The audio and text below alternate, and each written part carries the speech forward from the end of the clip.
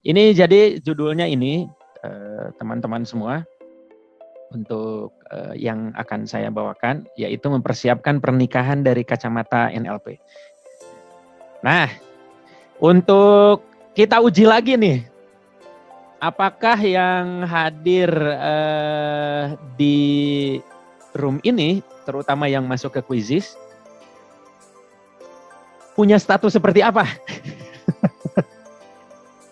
Kita lihat ya, supaya kita tahu gitu, Edupotensia tahu, petanya begini ternyata yang mengikuti topik pernikahan itu, ternyata untuk sekarang ya kita bisa lihat live, yang jomblo yang banyak Teh Sahira. Salah judul berarti saya. Harusnya tim Edupotensia itu judulnya adalah bagaimana supaya tidak mempersiapkan menjadi pasangan gitu ya, tidak jomblo lah gitulah ya. Dalam kacamata NLP gitu. Wow, jomblo cukup banyak ya. Tapi yang masih lebih bagus ya barangkali karena ada juga di sini yang sudah punya calon garis miring pasangan tapi belum tentu menikah. Ada 7 orang. Nggak apa-apa, kan silakan aja terbuka karena ini sifat personal, tidak akan dibuka ke siapa orangnya, apa adanya saja. Dan alhamdulillah ini sudah ada yang menikah, ada 3 orang berarti ya. Kalau di sini mayoritas mahasiswa sebetulnya kan tidak ada kebijakan yang melarang mahasiswa menikah. Nah barangkali ada yang juga sudah menikah. Gitu ya. Teh Sahira, tidak perlu ditanya bagian mana nih di antara 4 pilihan ini, di mana? Apakah masuk ke yang 30, yang ke-8, yang ke-10 atau yang ketiga? Oke, cukup saya kira sudah 51 orang yang menjawab dari 56 yang terlibat. Oke, kita lihat slide selanjutnya. Jadi ternyata saya di room ini mayoritas bicara dengan para jomblowan, jomblowati begitu. Iya nggak salah kan ini datanya kan begitu kan, Teh Sahira ya. Bentar kita cek. Nah, dah. Jadi ya semua sudah selesai. Jadi kenapa ini di survei dulu di awal? Ternyata mayoritas belum punya pasangan. Tetapi alhamdulillah teman-teman yang dominan jomblowan ini tuh jomblowati ini ada niatan untuk menikah kan, makanya mengikuti kegiatan ini gitu. Kita beri apresiasi dulu ya, kita close. Oke, next. Loh, kok masih ada pertanyaan? Barangkali ada yang terlewat gitu ya. Oh iya, ini memang saya tanyakan juga. Kalaupun tadi ada yang jombloan tapi tetap kan hadir di sini untuk menikah, maka saya tanya untuk apa alasan Anda menikah? Silakan. Menyempurnakan separuh agama ya, silakan, bagus. Kemudian karena ada alasan yang tidak bisa disampaikan, menyempurnakan ibadah, menjalankan syariat ibadah, menghindari zina, beribadah. Wah, subhanallah. Luar biasa. Ini mohon maaf kok muncul nama-namanya ya. Seharusnya tidak muncul, tapi ini akan jadi rekaman kami lah di tim Edupotensia, bahwa kalau misalnya mayoritas karena alasan keagamaan, entah ya, ini sambil riset aja juga gitu ya, menikah kalau dengan alasan keagamaan, maka seharusnya tidak perlu milih-milih jodoh juga gitu. Tapi tentu saja tidak sesederhana itu ya. Nah ini hanya untuk survei bagi kita Edupotensia, kalau misalnya ada alasan untuk menikah dominan berbasis keagamaan, barangkali nanti kita perlu menghadirkan ustadz nih.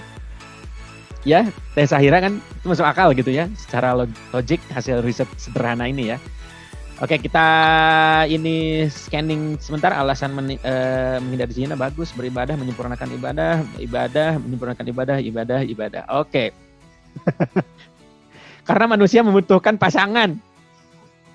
Barangkali ini bagian yang ini ya.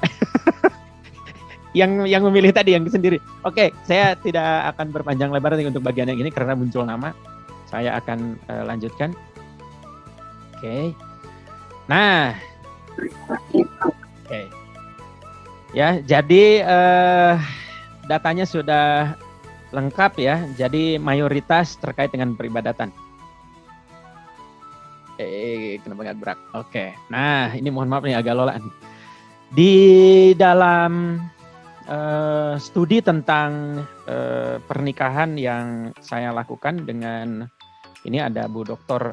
Nani Min Sugandi, Profesor Samsu Yusuf, Profesor Juntika Nur Ihsan, dan saya itu alhamdulillah terbit di Routledge ya, di dalam buku yang kompilasi begitu ya. Di sini terkait dengan Islam, Media, and Education in Digital Era. Judul kami, riset kami itu mengkaji tentang knowledge and attitude of university students towards marriage. Jadi mengkaji tentang pengetahuan dan sikap dari mahasiswa terkait dengan pernikahan. Nah, nanti silakan bisa dicek, entah bisa dibaca di Sci-Hub atau tidak ya. Tapi inilah, alhamdulillah memang baru terbitnya juga 2022. Oke, kemudian selanjutnya bentar, ini agak lola nih. Nah, ini di bagian pengetahuan hasil studi kami itu, inilah yang tadi ya, para jomblowan jomblowati atau yang mau menikah ataupun yang sudah pasangan tapi belum tentu menikah, seluruhnya saja ya, bahwa di sini ada 14 komponen pengetahuan yang harus dimiliki idealnya sebelum menikah. Yang pertama, memahami konsep pernikahan sesuai tuntunan agama. Kalau dalam agama Islam, syariat Islam, barangkali seperti itu. Kemudian yang kedua, memahami aturan pernikahan sesuai dengan aturan hukum negara. Nah, supaya tercatat dan seterusnya bagaimana itu caranya, komponen dan segala macam persyaratan yang kita bisa memenuhi hukum negara. Kemudian yang ketiga, memahami proses mengenali pasangan. Nah, ini NLP sangat ada di situ tuh. Atau ta'aruf berdasarkan aturan agama. Tetapi ini perspektifnya agama ya. Jadi kita harus tahu juga ada istilah nazor dan yang lain-lain. Yang kemudian yang keempat adalah mengenal perbedaan antara pria dan wanita. Tadi yang pertanyaan pertama tadi, Teh Sahira, hampir saya buat misalnya kan tadi ada yang jomblo terakhir garis miring sendiri. Satu lagi karena saya orientasi seksualnya berbeda. Itu tapi enggak lah. Enggak dulu ya. Nanti itu kita bisa diskusi lebih banyak. Alhamdulillah ada beberapa kasus yang terkait dengan hal tersebut. Yang orientasi seksualnya sama, saya pernah menangani beberapa kali dan ya alhamdulillah lah begitu ya. Selesai dan berkehidupan keluarga secara normal. Kemudian yang kelima memahami hak istri dan suami. Ya dua-duanya ya, ketika kita memahami haknya tentu kita menjadi tahu kewajiban-kewajiban apa untuk memenuhi hak tersebut. Yang keenam, memahami ragam problematika kehidupan pernikahan keluarga. Kenapa tadi menyempurnakan agama, setengah dari keimanan dan segala macam tadi, alasan-alasan itu karena memang tidak mudah menikah itu. Tidak mudah. Kita sering mendengar selebriti atau mungkin orang-orang terdekat kita yang pada usia lanjut itu bahkan mengambil keputusan untuk bercerai dan itu sangat istilahnya shocking moment gitu kan. Seharusnya tidak begitu harapan semua orang, tapi ternyata begitu. Banyak hal yang problematis di dalam kehidupan pernikahan atau keluarga. Yang ketujuh, memahami cara mengelola keuangan. Ini sering jadi persoalan. Apalagi kalau uangnya tidak ada yang bisa dikelola. Gitu Teh Sahira. Lebih repot lagi mengelola keuangan. Oke, yang kedelapan, memahami konsep pendidikan anak. Karena ini juga penting. Kita akan salah satu fungsi keluarga adalah fungsi reproduksi. Fungsi biologis ada di sana dan tentu saja akan menghasilkan anak. Ya, kalau ditentukan oleh Tuhan bahwa kita dikasih keturunan. Yang kesembilan, memahami fungsi keluarga. Yang kesepuluh, ini sangat penting juga, banyak persoalan kasus yang datang yang datang di klinik, yang saya tangani, itu terkait dengan hubungan seksual suami istri. Yang berikutnya adalah memahami cara menjaga kesehatan alat reproduksi, memahami tata cara bersuci, untuk bagi yang muslim, memahami konsep poligami. Memang ini agak buram bagian ini, tapi ini perlu juga disampaikan, itu harus paham konsepnya. Yang ke-14 dan yang paling penting adalah memahami karakteristik diri secara mendalam. Oke. Selanjutnya, ini terkait dengan pengetahuan tentang pernikahan yang banyak itu. Dari yang teman-teman simak, bagaimana pengetahuan yang dimiliki sekarang terkait dengan terkait dengan pernikahan? Kan tadi banyak tuh, ada 14. Sini ada 63 responden, silakan dijawab. Apakah, coba jawaban pertanyaannya tuh, apakah pengetahuan Anda tentang pernikahan sudah lengkap? Lengkap kalau misalnya dari tadi itu, oh ya aku udah lengkap ya. Cukup lengkap ya, masih ada beberapa hal yang belum diketahui, terutama tentang hubungan seksual misalnya. Kurang lengkap, tidak lengkap, sama sekali blank. Apa itu pernikahan? Nah itu ngeri sih ya. Silakan diisi. Bentar, saya refresh dulu nih. Kalau ini tidak ada yang mengisi, saya curiga juga. Semuanya jadi rebahan nih. Oke, mungkin ada yang menggunakan HP atau menggunakan laptop sekalian. Ini jadi bolak-balik agak repot memang ya. Tapi kita lihat ya. Oke, ini agak lola nih internetnya ya. Nah, kenapa ini menjadi penting? Karena dengan pengetahuan diasumsikan orang akan mengambil keputusan dengan yakin gitu. Kalau dasarnya pengetahuan. Oke, di sini sudah ada 39 orang menjawab ya. Nanti ini juga survei untuk Edupotensia. Barangkali pada unsur pengetahuan, kalau memang dominan kurang lengkap, apalagi tidak lengkap terkait dengan pernikahan, kita bisa hadirkan narasumber-narasumber yang relevan terkait dengan penambahan atau peningkatan pengetahuan terkait dengan pernikahan. Oke, terima kasih, ini sudah naik ya jumlahnya. Oke, saya akhiri pertanyaannya ya. Kita lanjut ke pertanyaan yang berikutnya. Oke. Ya. Nah, yang berikutnya, karena tadi judul yang kami teliti itu terkait dengan sikap, ternyata sikap dalam pernikahan itu mengkerucut 3 hal ini ya. 3 aspek ini. Ini dimensi pengetahuan tadi, kemudian dimensi sikapnya adalah ini. Harus ada mindset yang positif terkait dengan pernikahan. Dicek niatnya, dan yang kedua pemahaman tentang rezeki, karena orang banyak juga ternyata hasil survei kami itu tidak menikah karena khawatir terkait dengan rezeki, terutama orang tua ya. Orang tua misalnya dapat calon yang belum bekerja dan segala macam. Oke, yang berikutnya adalah kesiapan dalam mengelola kehidupan pernikahan. Nah, ini sikap juga bagaimana berkomunikasi dengan pasangan, lingkungan keluarga, dengan tetangga atau masyarakat, kemudian mengelola waktu. Kalau salah satunya bekerja atau dua-duanya bekerja, kemudian mengelola keuangan yang tadi dimaksudkan dari sisi pengetahuan dan bagaimana sikap terhadap keuangan. Yang ketiga adalah sikap terhadap pernikahan. Ternyata nanti teman-teman juga ada yang mengambil keputusan menikah atau tidak itu tergantung keberanian. Ada yang nggak berani juga. Saya kira barangkali ini yang jomblowan-jomblowati ini bukan tidak mau atau bukan tidak memiliki status, tapi masalah keberanian. Karena mungkin di situ ada kalkulasi logis terkait dengan aspek 3.4 atau indikator 3.4 dalam hal realistis dalam menentukan keputusan. Gitu ya. Kemudian kepemilikan terkait kalkulasi resiko-resiko dalam pernikahan dan terlibat dalam aktivitas pernikahan. Alhamdulillah ini sudah naik ya. Partisipan sudah 132 orang, dikurangi panitia mungkin sekitar 5 ya. Alhamdulillah. Berarti orang banyak yang ingin menikah, dan salah satu indikator yang terbaik dari sikap pernikahan adalah terlibat dengan aktivitas untuk menambah ilmu. Syukur-syukur dapat jodoh gitu. Saya kira barangkali nanti setelah ini kita bisa data di mix and match ya. Edupotensia bikin itu agak bagus juga tuh. Oke, nah itu sikapnya. Lalu pertanyaan berikutnya, makanya bagaimana terkait dengan sikap? Bentar ya, ini agak lambat. Oke, mohon dijawab ya. Kita lakukan survei untuk uji kehadiran juga.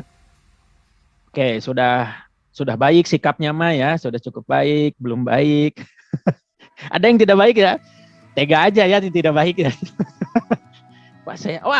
Ada yang tidak baik. Barangkali ada nanti hal-hal yang sifatnya traumatik, melihat orang tua bercerai, melihat tayangan di televisi atau sinetron penuh pertengkaran, perselingkuhan, seperti apa yang kemarin yang agak ramai itu di WTV itu Teh Sahira.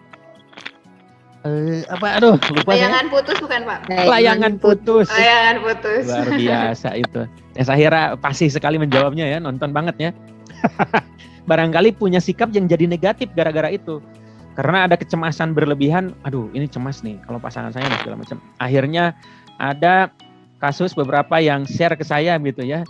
Saya nyimpen GPS di mobil suami saya tanpa diketahui dan segala macam, karena ada distrust muncul gitu. Nah itu banyak persoalan, sikap-sikap negatif terhadap pernikahan. Oke, nah alhamdulillah ternyata dominan sudah cukup baik peserta yang hadir di sini, namun juga ada yang belum baik, begitu ya. Tapi hal-hal tadi itu mudah-mudahan bisa kita tingkatkan, terutama terkait dengan NLP. Nah, dari dua komponen itu, pengetahuan dan sikap, kita akan baca menggunakan kacamata NLP. Ya, oke, terima kasih yang sudah mengisi. Dari 74 ada 48, oke ya. Oke, yang selanjutnya kita masuk pada pembahasan terkait kacamata yang akan kita gunakan. Melihat bagaimana persiapan pernikahan dari kacamata Neuro-Linguistic Programming. Oke, nah sebelum ke sana, ini saya baru loh, sambil uji coba loh. Teh Sahira menggunakan Quizizz untuk bahan presentasi, karena nguji supaya saya tidak di ghosting. Teh Sahira supaya tidak di ghosting. Ya, betul Pak, sudah terlalu sering ini. Oke, yang akan kita gunakan adalah NLP pada pembahasan saya ini. Nah, saya ingin tahu dulu bagaimana hubungan teman-teman yang hadir dengan NLP. Ini mohon dijawab ya. Hubungan itu apakah sudah tahu, belum tahu, dan segala macam. Oke, nah pertanyaan lengkapnya ini, bagaimana hubungan Anda dengan NLP? Sudah tahu dan paham isinya, ini udah advance. Sudah tahu tapi belum paham, mungkin intermediate. Pernah mendengar, ya basic banget gitu ya. Atau baru pertama kali mendengar. Tapi kalau teman-teman Edupotensia barangkali agak sering ya dengar ini ya.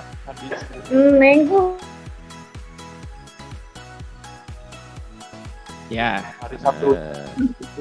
mohon izin yang on mic tapi tidak melakukan aktivitas yang lain. Saya mute ya, atau teman ini, wah susah juga di mute-nya. Nyala lagi. Barangkali kalau saya jadi host bisa di-kick aja. Terlalu kasar ya, jangan ya. Oke, selanjutnya, ternyata Oke, berarti ada hal-hal yang saya tidak salah pilih ketika membuat slide, karena dominan NLP baru didengar dominannya ya, ada 39 dibandingkan dengan sudah tahu tapi belum paham, pernah mendengar 7 orang, dan sisanya saya pikir akan lebih meningkat di bagian baru pertama kali mendengar terkait dengan NLP. Oke, ini karena kajian akademik, agak sedikit akademik, saya perkenalkan dulu NLP secara general ya begitu ya, nanti kalau spesifiknya barangkali Edupotensi akan melakukan pelatihan terkait NLP. Gitu barangkali ya, Teh Sahira. Bisa aja teknik marketingnya. Enggak sengaja. Oke, ini NLP kurang lebih ya. Yang pertama ini saya kompilasi ini, compiled by Ari Rahmat Riyadi. Karena saya tidak sempat mencantumkan referensinya dari mana. Nanti bisa dicari lah, nanti akan saya share materi ini juga. Apa itu Neuro-Linguistic Programming? Neuro-Linguistic Programming, definisi yang pertama dari sekian ratus, bahkan barangkali saya juga punya definisi sendiri, yang sementara ini kita ambil 3 ini. Saya sengaja ambil dari bahasa aslinya ya, bahasa Inggris, bahasa yang sulit kita pahami karena dia munafik. Saya kira ditulis one, dibaca one, coba. Kan gimana tuh? Tapi kita belajar ya. Sambil belajar karena ini akademik. Neuro-Linguistic Programming yang pertama is a way, sebuah cara, jalan of changing someone's thought, pikiran, untuk mengubah pikiran seseorang. Bentar, ini ada anak saya pinjem HP katanya. Oke. Nah, untuk mengubah someone's thought, pikiran seseorang, dan perilakunya untuk mencapai desired outcome. Jadi NLP itu adalah sebuah cara untuk mengubah pikiran dan perilaku untuk mencapai apa yang diinginkan. Gitu. Kalau keinginan kita, untuk saya bisikin ya, untuk para jomblo-jomblowati mendapat pasangan, NLP adalah ilmunya. Nanti kita bahas sedikit-sedikit ya. Oke, 1. Yang kedua, NLP is a psychological approach. Walaupun teman-teman nanti kalau baca di Wikipedia disebut pseudoscience, tapi beberapa kalangan termasuk para praktisi dan perhimpunan NLP secara nasional di Indonesia maupun di internasional sudah menyampaikan itu adalah sebagai sebuah psychological approach, bukan hanya sekedar pseudoscience gitu ya. istilah pseudoscience, psychological approach, nanti silakan di googling. Nah, adalah pendekatan psikologis yang melibatkan menganalisis bagaimana strategi yang digunakan oleh successful individuals. Jadi kita ingin mengkaji,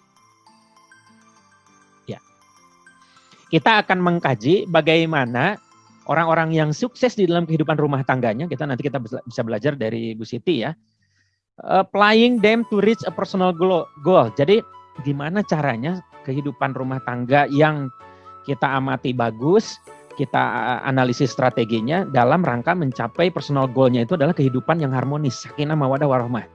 Dan di dalam agama kita, barangkali yang muslim, itu sudah ada contohnya, yaitu Nabi, bagaimana keluarga Nabi. Karena itu successful individual. Oke, dan itu tetap berhubungan dengan thoughts, pikiran, language, bahasa, dan patterns of behavior, dan pola-pola perilaku. Nah, gitu ya. Nah, yang ketiga, sebagai sebuah pendekatan yang ditujukan untuk menghubungkan antara neurological process, neuro, saraf, language, pola bahasa, non-verbal dan verbal, dan pola-pola perilaku, behavioral patterns, that have been acquired to experience, yang sudah diulang-ulang menjadi sebuah pengalaman. Jadi kita bisa membentuk pengalaman baru, memprogram pengalaman baru, menghilangkan pengalaman buruk, bisa dan seterusnya. Itulah neuro linguistic program singkatnya ya. Jadi ada keinginan desired outcome yang kita inginkan menjadi lebih baik, dalam hal ini memperoleh pasangan, kemudian lebih lanjut menikah. Yang berikutnya juga adalah menghubungkan antara dalam proses pengubahan pikiran menggunakan bahasa dengan pola-pola perilaku. Nah, kurang lebih NLP begitu ya. Nanti kita diskusi kalau ada yang belum paham. Oke, selanjutnya. Ini agak internetnya nih. Oke, selanjutnya ini. Di dalam NLP itu di beberapa pelatihan ada yang mengemukakan pilar NLP dulu, ada yang ke presupposisi dulu, tapi saya alhamdulillah ya, saya ngambil yang pilar dulu lah, gitu ya. Yang pertama itu ada outcome, yang kedua sensory acquisition, yang ketiga rapport, yang keempat fleksibilitas. Jadi kalau baca-baca NLP atau ingin mengikuti pelatihan NLP, barangkali nanti diadakan oleh Edu Potensia, nanti akan belajar di bagian bab awal ini tentang, selain definisi tadi ya, adalah tentang 4 pilar NLP ini, yaitu outcome, sensory acquisition, rapport, dan fleksibilitas. Oke, apa itu hubungannya dengan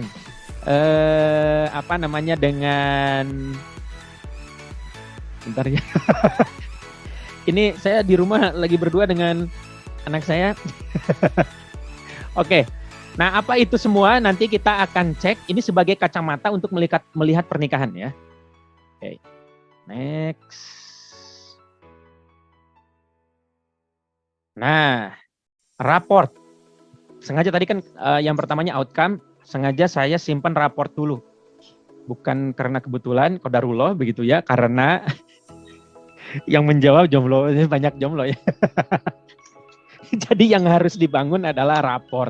Pilar pertama dari NLP adalah saya membahasakan, ini bukan saya berburuk sangka, tadi itu apa dulu ya, outcome dulu apa rapport dulu? Rapport dulu deh, dan benar. Rapport, saya ambil terminologi bahasa Inggrisnya ya, is a relationship yang dikarakterisasi oleh agreement. Jadi hubungan, seperti yang di background saya ini ya, hubungan yang menampilkan ada sebuah persetujuan. Pemikiran kita sama, topik yang kita bicarakan sama, pemahaman kita sama, apa yang kita tuju sama. Ada agreement, persetujuan, dan mutual understanding, jadi pemahaman yang saling membangun, atau empati yang membuat komunikasi menjadi lebih mudah untuk getting on. Jadi kan ada misalnya ya suami istri datang ke rumah, atau misalnya beres nonton film, selesai, kemudian tidak ada percakapan apa-apa lagi. Nggak ngobrol apa gitu. Di sini ada ya, saya mau bisikin nih. Di sini tuh ada yang tetangga. Yang ketemu dengan suaminya itu sebulan sekali loh. Kemudian ngobrol-ngobrol gitu, katanya lebih tenang begitu. Kenapa? Karena kalau sering bareng, sering berantemnya dibandingkan harmonisnya. Jadi mereka sepakat seperti itu. Wow, bisa begitu ya. Tapi di situ ada apa? Ada agreement dan mutual understanding. Gitu Teh. Kemana Teh Sahira menghilang? Ada mahasiswa saya, Kang Koswara. Kos, terima kasih ya hadir Kos. Saya tidak kuliah karena hadir di sini, makanya saya kirim gitu.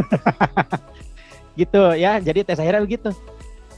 Kok bisa melihat, misalnya saya orang luar yang melihat tetangga itu ya.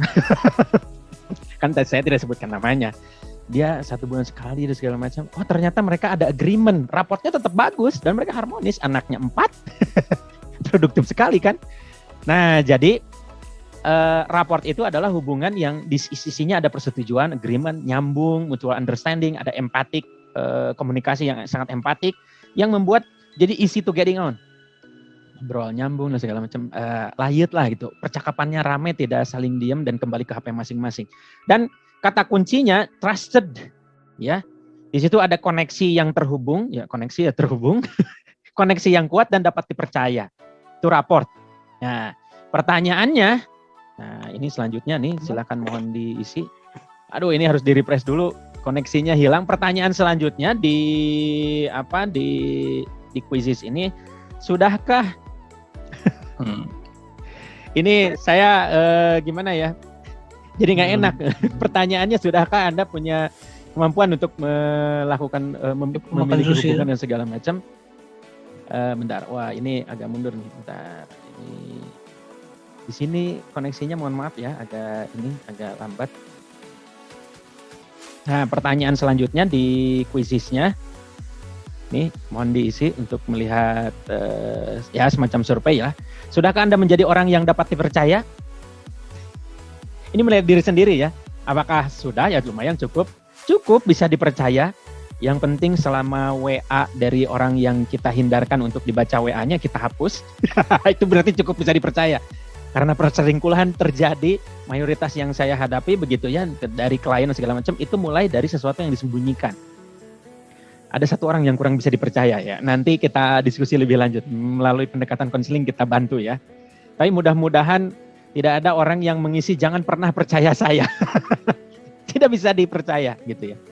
Oke, ya alhamdulillah ya, ini sudah mayoritas sudah cukup bisa dipercaya dan ada juga sudah fully trusted ya. Oke, saya akhiri saja karena waktu akhir pertanyaan ini. Oke, next. Oke. Nah, pertanyaan selanjutnya di sini ya, ada satu lagi pertanyaan dari bagian karena kunci dari komunikasi atau rapor itu trusted tadi ya, koneksi dan trusted. Sudahkah Anda memiliki kemampuan berkomunikasi sehingga memudahkan orang lain atau pasangan merasa nyaman? Kalau dilihat dari survei awal belum, seharusnya belum karena masih banyak yang tidak berpasangan, tapi barangkali ditahan dulu jomblo, nanti ketika nembak jetir langsung nikah gitu ya Kos. Teh Sahira. Barangkali gitu ya, ditahan dulu baru ditembak. Atau ditahan dulu sambil menunggu Teh Sahira misalnya berharap seseorang itu datang, tapi katanya orang sabar kehabisan. Gitu Teh Sahira. Enggak ya, sabar bagian dari pada iman ya. Orang sabar disayang Tuhan. Oke, lumayan sudah cukup mampu. Oke. Kemudian tapi buktinya kurang relevan ya. Buktinya kok masih jomblo, tapi tadi dengan berbagai alasan. Dengan berbagai alasan. Mungkin ditahan dulu, mungkin ingin waktunya nanti supaya tepat begitu ya. Oke, nah untuk pilar yang kedua itu outcome. Jadi tadi kemampuan berkomunikasi dan segala macam itu untuk raport harus bisa dipercaya dan membangun koneksi. Yang kedua adalah outcome. Outcome it's about knowing what you want. Jadi pengennya itu yang kayak gimana sih? Nah, ini ada kewajaran juga nih yang jomblo-jomblo mungkin standarnya terlalu tinggi gitu. Mungkin ya.